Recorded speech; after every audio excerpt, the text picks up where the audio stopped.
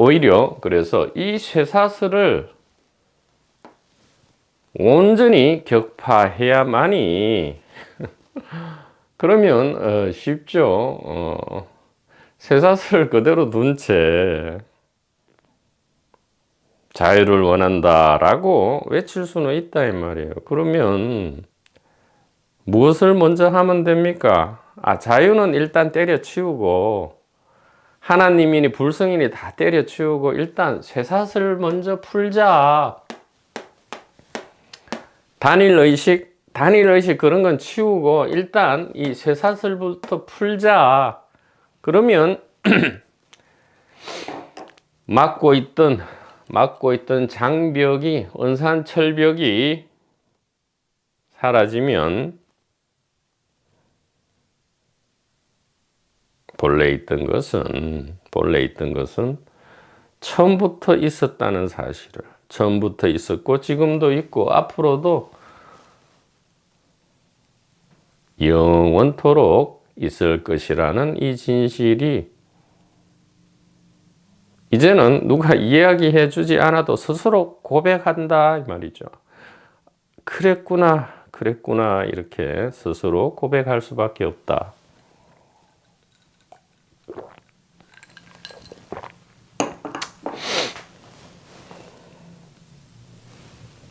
자, 이 쇠사슬을 단번에 부셔버려야 한다 이 말이에요. 자, 어떻게 부시느냐?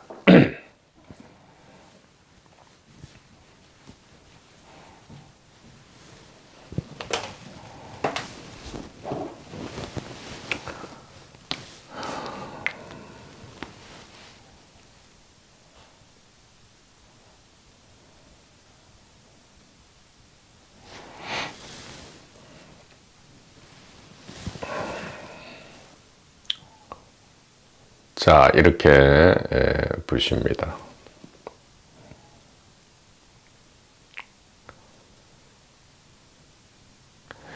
이 근본 오해, 근본 착각에서, 그러니까 근본 오해는 알려주자마자 0.001초 만에 우리가 직관으로 알 수 있는 것, 이것이 근본 오해죠. 근본 착각이다 이 말이에요. 왜 그러냐 하면 우리가 산에 가서 어떤 산짐승으로 착각 내지 오해를 했는데 이 착각이 100년, 1000년의 착각이라 할지라도 한번 직접 탁 보고 이게 산짐승이 아니고 나무 그림자였구나, 혹은 돌 모양이었구나, 돌이 산짐승 모양을 하고 있었구나 라고 0.01초 만에 보는 순간 천년의 착각도 아무 문제 없이 0.1초 만에 풀어진다 이 말이죠. 자, 일단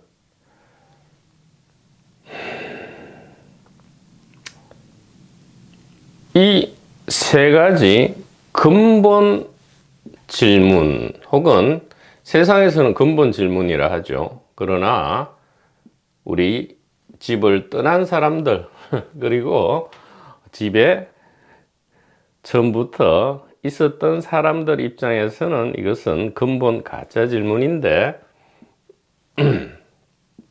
자, 이렇게 해서 전도몽상이 깨지는 겁니다.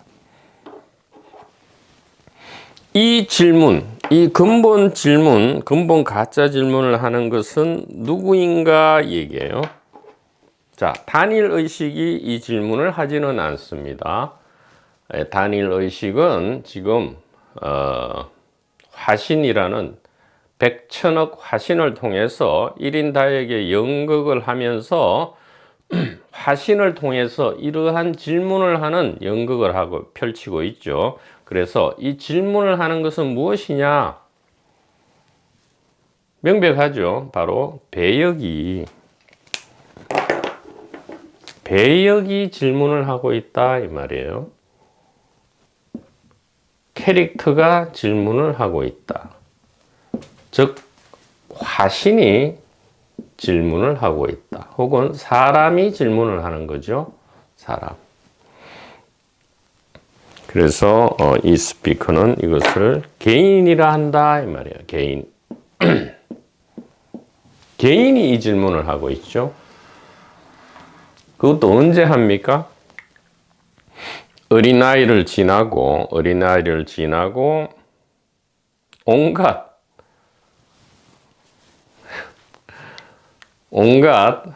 X 소리를 듣고, 쓸데없는 소리죠. 쓸데없는 소리를 듣고 머리가 복잡해지면서, 생각이 복잡해지면서 이 단순한 말을 듣는 능력을 밑으로 깔아앉혀 버리는 거죠. 능력을 상실하는 것이 아니고요. 깔아앉혀 버린다. 그래서 이 질문은 개인이 한다. 즉 가상의 주체가 한다 이 말이에요. 가상의 주체. 가상의 주체의 질문이기 때문에 아무리 그럴듯할지라도 이 세 가지 근본 질문은 무엇이 되죠? 가상의 질문이 된다. 가상이란 것은 뭐죠? 가짜로 상상되었다 이 말이에요. 그도 그럴 것이 이 이원성의 틀은 소위 말하는 칸트식으로 이야기하면 지각 형식이죠. 오성의 틀이다 이 말이에요. 카테고리, 범주라 하죠. 이 틀 안에서만 생각이 가능하지 이 틀을 벗어날 수 없다. 그래서 우리가 이야기하고자 하는 것은 이 틀을 보자 이 말이에요. 틀을 보는 것이 쇠사슬을 보는 것이고요. 틀에서 벗어나는 길이다. 그래서 가상의 주체는 제 아무리 그럴듯한 질문을 해도 가상의 질문밖에 할 수 없다 이 말이에요.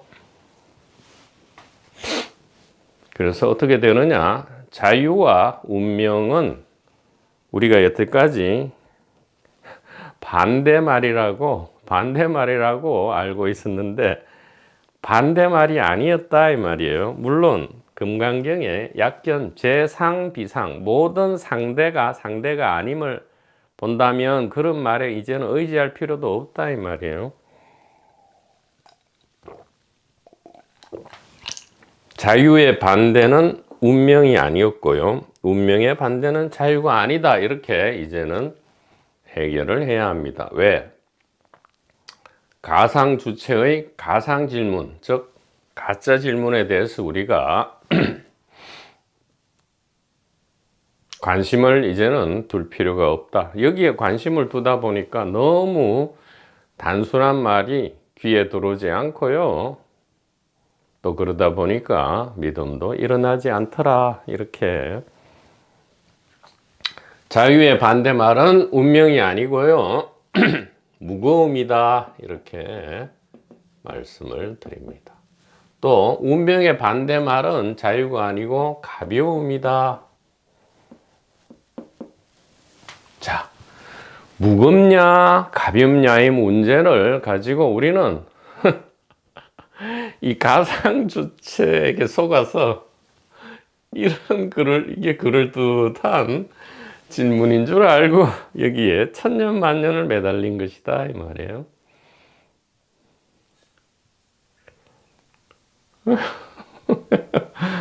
그러니까 자유가 있는 것이 아니고요. 그냥 삶이 있죠. 삶이 있는데 삶은 뭐 두 개가 아니잖아요. 삶이 가볍냐 무겁냐 이 질문이 이제 어떻게 보면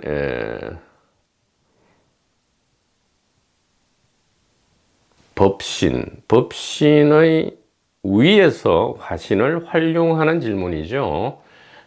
삶이 가볍냐 삶이 무겁냐, 즉 이것은 반대가 아니었단 말이에요. 왜냐하면 삶은 하나밖에 없잖아요. 단지 이것이 가벼움이냐 무거움이냐 이것은 반대가 아니고요. 반대가 아니죠. 삶은 하나밖에 없기 때문에 뭐 이래 질문할 수, 가벼운 거와 무거운 것은 반대말 아니냐. 아니다, 이렇게 지금 표현할 수 있는 최대한으로는 자유의지와 운명론처럼의 착각을 일으키는 그런 반대말이 아니다, 이 말이에요. 삶 자체는 가볍지도 않고 무겁지도 않죠. 그런데 왜 이런 방편을 쓰느냐? 우리가 걸려있는 쇠사슬을 벗어 던지기 위해서. 연 12%의 대출을 일단은 연 1% 대출로 전환하고요. 그 다음에 이 대출이 사실은 없다는 것을 알자, 이런 의미에서 지금 말씀을 드리는 겁니다. 그래서 자, 간곡하게 말씀을 드리고 싶은 것은 무엇이냐? 자유의지와 운명이 있는 것이 아니고요. 우리는 개인으로서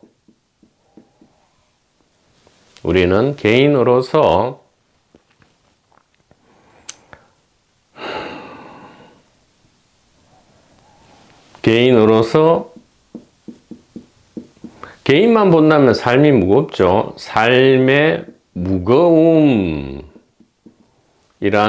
고통 능력을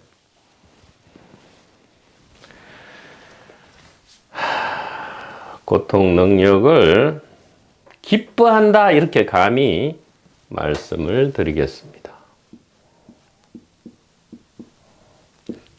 기뻐함과, 자, 이렇게 우리는 개인으로서 삶의 무거움, 즉 고통 능력 있음을 기뻐함과 동시에, 여기서 끝나버리면 안 되죠. 이것이 기존의 운명이라는 말의 의미였죠. 우리는 개인으로서는 삶의 무거움이라는 고통 능력을 기뻐함과 동시에 우리는 단일 의식으로서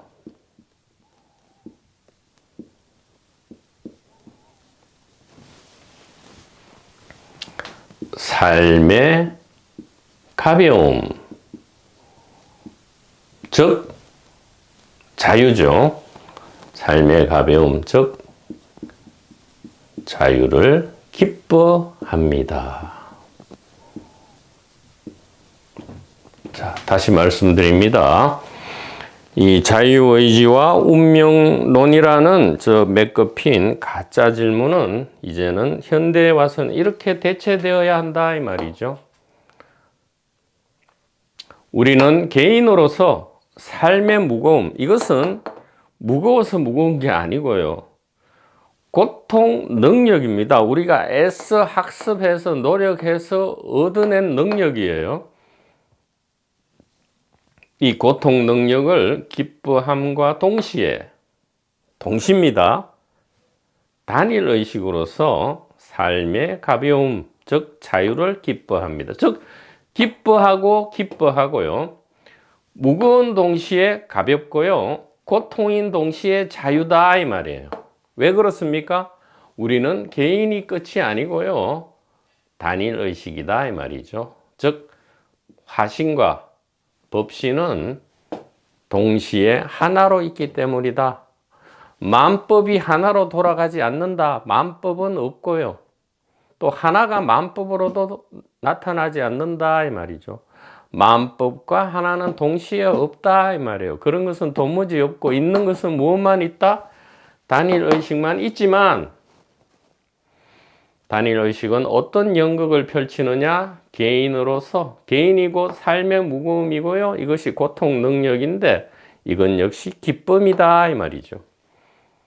또 단일 의식은 삶의 가벼움인데 이것이 곧 자유고요. 이건 역시 기쁨이다. 즉 처음부터 끝까지 우리는 긍정에서 긍정으로 가지 부정하지 않는다 이 말이죠. 부정에서는 긍정으로, 우리는 부정해서 긍정, 예를 들어 개인을 부정하고 삶의 무거움을 부정하고 고통 능력을 부정하면 무슨 하나님이 나타나고 불성이 나타나고 자유가 나타나는 줄 알지만 아니다 이 말이에요. 긍정해서 긍정으로 갈 수밖에 없지, 뭔가를 부정해서 긍정으로 가는 것, 이거 이 자체로서 성립하지 못하고요, 가능하지 않은 일이다 이 말.